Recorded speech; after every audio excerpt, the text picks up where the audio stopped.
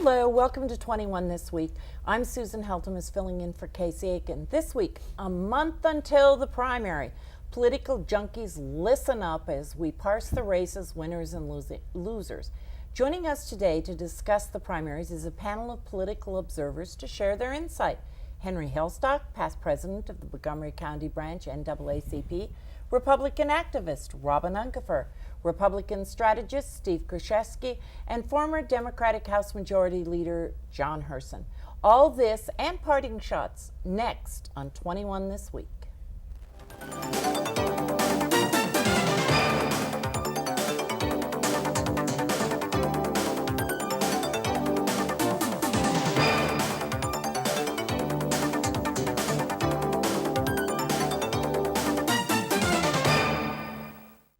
Welcome back. The most talked about race perhaps in all of Maryland during this primary season is the very heated Democratic gubernatorial battle. Delegate Heather Mazier and Attorney General Doug Gansler are from right here in Montgomery County, and Lieutenant Governor Anthony Brown are vying to take over as top gun in Annapolis, while Governor O'Malley moves on after occupying the governor's mansion for 8 years. Let's begin with the endorsements, John. Lieutenant Governor Brown has received the most endorsements, and this last week, former Governor Paris Glendening endorsed him while praising Brown's commitment to the green causes. Perhaps the greatest personal endorsement came when President Bill Clinton told a crowd in Potomac on Tuesday that I know what is in his mind, I know what is in his heart, and I know what his abilities are. Will this help Brown win the Democratic primary? Clearly it will. I actually think that, he is the establishment candidate. He is the favored candidate. He is ahead in the polls. But I actually think more important than anything was the Washington Post endorsement. I mean, this is the Washington Post really is a bellwether for the Montgomery County, Prince George's County vote. And, Doug Gansler being from Montgomery County and Heather Mazier being from Montgomery County, to be able to not capture that Washington Post endorsement, that's a problem for them. So I think Anthony is the guy to beat, and there's still a lot of mistakes that could be made, but I think he's ahead. Steve, as John alluded to, the Washington Post did endorse Brown last Sunday, stating the focus of Mr. Brown's campaign, at least rhetorically, has been to foster a business climate more conducive to employment growth. It goes on to say that if Brown is not offered a soaring vision, he has also not overpromised. That's the right approach after the drumbeat of tax increases, some unavoidable in the O'Malley years, which has left Maryland struggling to compete with Virginia for jobs. It sounds good, but what clout do you think it has? I agree with John. I think it has some clout, but not like they used to. The average voter gets their information from so many sources, they no longer wait for the morning or the afternoon edition of a paper to tell them what to do. So those that have formed their opinion, I think that it doesn't have any impact. What is interesting is in a Democratic primary where you have three candidates that have had elected office and are sort of known by activists, there's still a full 40% of the Democrats that have not made up their mind. And given that also that this endorsement was made so early, 45 days early, rather than your standard 2 weeks out or even 1 week out, tells me that the Post was trying to help Anthony by giving him something that he can now advertise in his commercials and sell. Actually, Anthony just got it last Sunday. It's just a week now. No, but it's 45 days before the Oh, primary. I see what you mean. Yes, yes. So there's a reason they did that, and I think that it helps in a close race. If it tightens up with Gansler or with Mazier, that would help Anthony, yes. And the biggest problem to me is that the voters, I don't think there are a number of voters out there that are so enthused about this election that they're going to be coming out in force. And that's the biggest thing. Unless they come up with a debate or some kind of campaign that really generates some real interest, because right now they're looking at Brown and saying, well, where has he been? They look at Gansler and say he should have been doing a little more, staying out of trouble. I just think that it's going to be somewhat of a low turnout unless they start Well, putting up the heat. I was going to ask you, it's difficult to discern the nuances of the differences between these three candidates. What are you hearing? Because in a majority-minority state, there are those who believe that this could help Anthony Brown. What are your thoughts on that? To some people, yes. To others, may not be. As you know, that Brown got an endorsement from the sister section of CASA, not the actual itself. So that tells you it's a cross-section of minority interest there. But I still think it's going to be a problem as far as voters feeling comfortable and feeling enthused enough to come out and vote for this election, because no one has really come out heavily with the interest of the people. Can I ask Henry a question, just really quickly? Why do you think, this is an opportunity for the first time in the state of Maryland, which is could be argued to be a southern state. They're going to possibly elect an African-American, governor. Why isn't that enthusing the African-American community? Because this is not a true, I want to say carpetbag state, but this is not a state that's looking for endorsing someone because of their color. We're going to endorse someone because of what we need in the state, in this nation. We didn't vote for Obama simply because he was black. We voted for him because he stepped up to the plate and offered something for us in the first election and definitely in the second election. Okay, so now most of the buzz, as we all know, has swirled around Brown. But what are the two of you hearing from the Mizzier and Gansler camps? Yeah, that's the surprising thing to me. I thought Gansler would be using his community ties a lot more, because Gansler, when he, as Attorney General, came out to the community organizations a lot more than Brown. Brown only came out from invitations and had not really, stepped out and talked to But he doesn't live in this county, and Gansler does. I'm not talking about just Montgomery County. I'm talking about the Prince George's County and some of the other lower sections. Calvert, how many times have they seen him in Calvert County? How many times have they seen him in Howard County? Not to mention Montgomery and Prince George's County. Very few. Okay. Well, Steve, I have a question for you.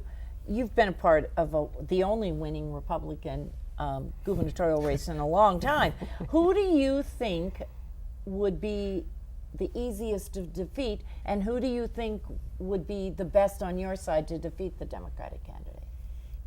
Well, when you say, you're talking about in primaries or general? In the general election now, who do you think would be the best for your side come November, of the three? It depends how it plays out. You're asking what I would call the perfect storm scenario. The way a Republican could potentially, very, very unlikely, but potentially could win, would be if, as Henry alluded to, if Doug Gansler performed at the level he's capable of and fully, really engaged the lieutenant governor so that it became a very, very nasty and close primary, and then the lieutenant governor would emerge, but damaged and spent down, a Republican could potentially go toe-to-toe that would have a vastly different message than Anthony Brown. I would endorse your characterization, because I do think the Democratic primary is going to get very nasty. These are two heavy-duty candidates who are going to go after each other at the end. But who do you think has the best? We aren't talking about the Republican candidates right now, but who do you think would be the best Republican to put forth on your side? I think Larry Hogan would be the best because of his ability to raise money and to galvanize the base with a very populist message, which plays very well at this point in time. Okay. Well, there was a lot more to talk about here, but I guess we're going to have to wait for next time. Okay, so now we're going to go on to the next race, and that's the Attorney General's race. In the Democratic primary for Attorney General, there are three candidates: Montgomery County Senator Brian Frosch and delegates John Cardin and Aisha Braveboy. Frosch has been endorsed by former Attorney Generals Steve Sachs, Joe Kern, as well as County executives Ike Leggett and Rushern Baker, Chris Van Hollen, unions, and almost everybody who's anybody in the state of Maryland. He also received the post endorsement that noted on the merits the three-way race in the Democratic Attorney General in Maryland is a slam dunk. State Senator Brian Frosh of Montgomery County, who is among the most admired, intelligent, civil, and hardworking lawmakers in Annapolis, should win the nomination in a walk. What do you really John, think? John, is that true? Is it going to be a walk for him? No, it's not going to be a walk at all for Brian Frosh. This is the state is a big state. We all think of ourselves as like one of the 13 original colonies, but it's actually a big state, and the Cardin name means a lot across the state. John Cardin being John the nephew of Correct. Senator Of the Ben Senator Cardin. Ben Cardin. So in the Baltimore area, in the Baltimore City and Baltimore County area, very huge voting blocks in that area. That name is going to carry a lot of weight. And people don't know the difference. And they don't. And the question is whether or not these endorsements will actually make a difference. When you compare the two candidates, I mean, I know them both and I love them both, but at the end of the day, I mean, Brian Frosh has more experience. He's chairman of the Judicial Proceedings Committee in the House, and there's just no comparison between their abilities. And it's interesting to note that the Attorney General supervises the staff of 450 attorneys. That's a major law firm. Right. Okay, so now, Steve, I know that you listened to the news, and this last week the press has focused on the 76% absentee rate of Delegate Cardin from his committee votes this last session. Is this a big deal, and do you think voters are even going to care? Well, I've seen it used before, and sometimes it can be a useful tool. But in this situation, in an election year, and the fact he's on Ways and Means and not Judiciary Committee, I don't think it's going to be much of an issue. I really agree with former Delegate Hurson. He's absolutely right that it's a huge state. Yes, Virginia, there is a Baltimore. I think that people forget that how important the Cardin name is statewide and how the resources that are brought to bear. And I think while Brian Frosh is everything that endorsement says, I think he will have a tough road to hoe. Also, the independent polls have shown a double-digit lead by John Cardin, and it seems to be expanding. This is not unlike what's going on in the Republican primary. The better candidate might be, on paper, County Executive Craig, but it's going to be a different ball game at the populist level. Now, Robin, as is usually the case, we don't hear much about the Republican candidates. So on your side, in the Attorney General, Let's just. you want to stick to the As Democrats? is usually the case when talking with Democrats. No, but he mentioned someone, but what is happening on your side? Do you have With the Attorney General's race, Yes. there is a candidate. It's Jeffrey Spitzer, who is from Towson, Maryland. He's an attorney who's an attorney in a law firm there. That's about all I can tell you about him. I don't know much about him. There are lots of other races I can tell you about, but he's our guy, I guess. Okay, well, what I find most interesting in all of the races, it appears that the Baltimore Sun hasn't been endorsing it. I go every day and go online, and we've talked about the Gazette, we've talked about the Post, but what about the Sun? Could they play a major role in this year's race for Attorney General and Governor? Frankly, the Sun is doing it like a mature paper does it. They wait until they see how the race develops, they see the issues brought out, they know races get dirty, and then 10 days out or several days out, they make their final endorsement. The Post is doing things for their own reasons and have endorsed early because they have a different agenda. One of my old friends, Leroy, as you know, used to call it the Gestapo newspaper. For Leroy a reason. Warren called the Post that? Yes, you know that. He Yeah. said it every time. But people are forgetting the young lady that's running in that Brave Boy. She's been in the community. She's stepped out. She spoke up, and she's a hard worker. But there on if the you Hill. look at her experience, I don't think anyone who has ever heard her speak believe that she has the ability to supervise a major law firm. I disagree. Yeah. I agree Do with you? Henry. Yes. She has a lot of talent. Yes. She's been in the state's attorney's office. She's been in government relations and on the That's right. side as a legislator. That's right. At that level, you're not supervising anybody. They're supervising each other. Yeah. You are the executive, Mm-hmm. and you are a political appointee appointed by the people, which Mm-hmm. means that they're used to having to deal with people who don't know how to manage people. Right. And I don't think Brian Frosch has got all that much management experience. Yeah, he does. Well, first the Judicial Proceedings Committee, and then in his law firm. But I think that's- committees yeah. would get you nowhere I if think you were that's- hiring for that kind I of a think job. that's on that overstated. note, I think that's overstated. okay, well, we're going to be back in a minute. Stay tuned.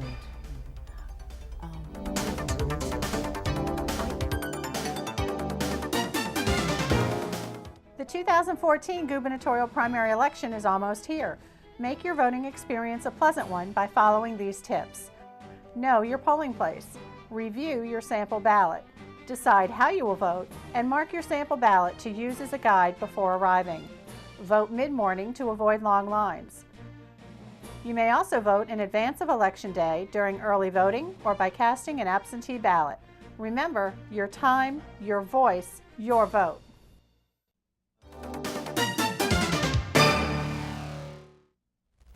Much has been said about the executives race, but we're going to skip over that and focus a bit on the Democratic County Council. And in the at-large race, incumbents Nancy Florine, Mark Elrich, Hans Remer, and George Leventhal are joined by Beth Daly and Vivian Malloy for 4 seats. Henry, do either of those challengers have a fighting chance of defeating the 4 incumbents? If you had asked me that about a month and a half ago, I would have said, hands down, no. But I see Vivian Malloy gaining some momentum a little Really? bit. So I'm surprised at some of the things that she has been accomplishing. I didn't think she really would have a chance, but she's been stepping up in a number of areas. And I look at my neighborhood and see a number of people that I thought would never be endorsing her, actually endorsing her in the community. I'm really surprised at that. Wow. It's, you know, as I say again, I think she'll be fighting. I don't know if she'll win, but she's gained a lot of supporters where I thought she would not. Okay, so Steve or Robin, you can both just speak up quickly if you want. Are there any Republicans on the horizon who have a fighting chance and could capture an at-large seat come November? It's rough for at-large. Speaking personally, I ran 4 years ago. I had the Washington Post endorsement, which, you know, I personally can tell you does not get you the win. I had the Gazette endorsement, which also did not get me the win. You didn't win with that one either. It's tough because it's such a large area and people know the names, and I don't think they're a great group of candidates. I think they focus too much on foreign policy and not enough on whether the bus is coming. And the roads are fixed. And the roads are fixed, and issues with should that guy be putting that cone outside my house that tells me I can't park there because they're putting a curb up. All of that stuff is really boring, and from what I can see, the at-large delegates don't like to do the boring stuff. But it's a very, very tough thing to do. Do you have how many candidates do you have in the at-large? There are 4 now, I believe. I think there's There's three. 3 now? Three. There's gotta be. And I agree with what Robin said. And just to add to that, you need in a county this large, you need a base, an organization, an ability to get your message out by raising money. And none of the 3 evidence the ability to be able to do that, nor is the party organized or powerful enough to support them. Well, John, for just a minute, we're going to talk about and focus on the District 1 council race, where Dutchie Trachtenberg, who had been on the council at large, filed at the last minute to challenge Roger Berliner from District 1. This is becoming a race to watch. It's a contentious race, and the Gazette has come out and endorsed Roger Berliner. What's happening there? You live in one, don't you? I do. I do live in one and know both candidates very well. The absolutely astounding thing was that Ducey lost the Duchy. last Duchy. Duchy. She lost her last race at large, sitting there with 100,000 plus in her bank account, and she never spent it. And nobody could figure out how in the world she lost that race because she never spent the money. But now she has it, so she's starting off with a lot of money in this race, and it'll be she interesting to lost see. last time because the unions were out to get her. Right. This time she And now is they've the endorsed darling. her. And She now is the they've endorsed her. darling. So it's very, very. It'll be a very, very interesting race. I mean, Roger is not taking it lightly, and he's very active in both raising money and putting out mailings. And it's going to be a close race. You know, it's interesting how, you change your tone when you're down and you start trying to get friends and you say the right things so that you can get the endorsements. It's awful funny, and I keep telling people, look at track records, look at voting, when they were there, and I don't see a lot of people really looking into it and doing that. And we talk about this is a one-party system. It's only one party because that party is stepping up.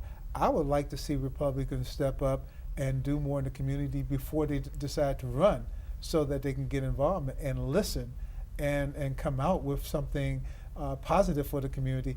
Then if they have some candidates come up there, they'll be surprised at the support they may be getting. But start early. Don't be starting once you start So running. Robin, if you're going to run again, you need to sit down I'll and tell talk. you something. Nancy Florine, when I debated her, she whined that I hadn't been on committees, that she had never seen me before. I was working.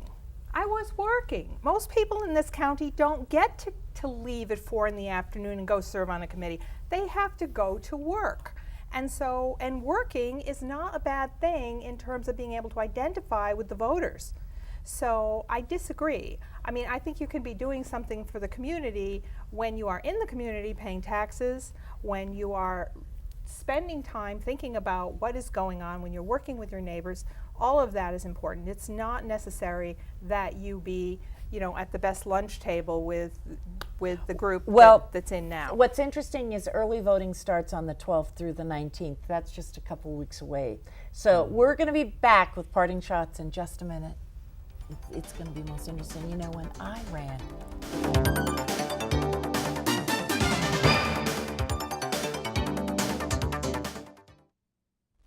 Now with parting shots, Henry, you're up. All right, my parting shot is what I've been talking about for the past 3 or 4 weeks. We have a program called ACTSO, Academic, Cultural, Technological, and Scientific Olympics for our youth that are in high school that can really generate a lot of interest and scholarships for our academic African American students here in Montgomery County. We wanted to show and showcase that talent. We have 10 African American students who have won the local Olympics, and we need them to raise the money to go to Las Vegas for the convention and the national competition. Let's help them out by contacting the Montgomery County branch and NAACP and give them a donation to help them move forward. And after that PSA, Robin, you're up. Okay, well, I'm going to bring up the Washington Post again because I'm actually going to pat them on the back today. They just won the RFK Award for journalism for their article, which was called Liens, Loss, and Profiteers, which was about how the city of Washington sold the liens against houses to investors. Those investors made millions of dollars. People lost their homes who owed less than $100. Mm-hmm. One lady has Alzheimer's. She was in the hospital and didn't even know what was going on. Okay, next, Steve. One of the bright light stories with regard to job creation in this state has been its military bases and the civilian and on-base population. So a number of legislative leaders and federal leaders also, Congressman Steny Hoyer, are somewhat upset and disappointed by Governor O'Malley's vetoing of legislation that would have looked at the development of wind turbines on the Lower Eastern Shore, which will negatively impact Pax River and potentially put in jeopardy several thousand jobs, and it's disappointing, particularly that he's saddlebagging his lieutenant governor, who's a military veteran, with potentially this conundrum in the next few years going forward. Okay, John, your last. Very quick. My shout out is to the Washington Post as well for their fact checking on the gubernatorial debate when the Anthony Brown cited the fact that the Court of Appeals had sanctioned Doug Gansler for not doing the right thing and We gotta move speaking against. They found out that Doug Gansler's response was completely off topic and not the right answer. Okay, so this was a great evening. Thanks for joining us this week, and on behalf of everyone here at 21, I'd like to wish all of our viewers a safe Memorial Day weekend as we honor those who gave the ultimate sacrifice to protect our country. We look forward to seeing you again in 2 weeks for Montgomery County's hardest-hitting political talk show. Until then, you can follow us on Twitter, like us on Facebook, or watch us on YouTube. And for 21 this week, I'm Susan Heltemes. Bye for now.